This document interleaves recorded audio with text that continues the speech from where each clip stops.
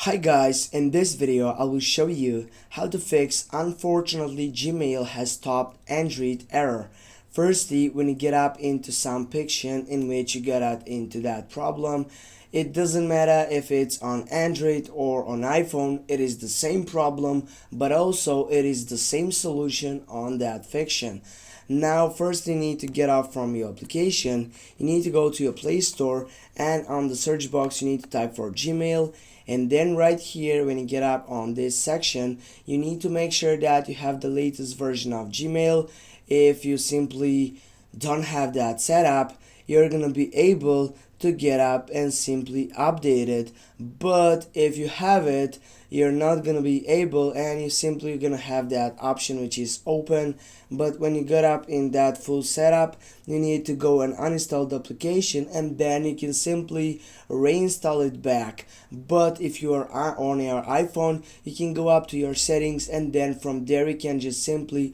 offload the application, in which that will bring you to the main point, and it will bring you to the faster way to get up and uninstall and then reinstall the application. Now again, you need to go to your settings on your phone, then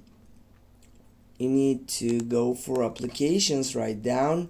and you need to choose manage applications on the second selection. On the search box you need to type for Gmail, you need to go on it, and then you need to go for clear data, and then you can firstly go for clean cake on that setup, and then if you want, and if you get up into that problem again, you can go and clear the data from this section. I think that this will get up and help you guys, and don't forget to hit that like and share the video, and see you soon.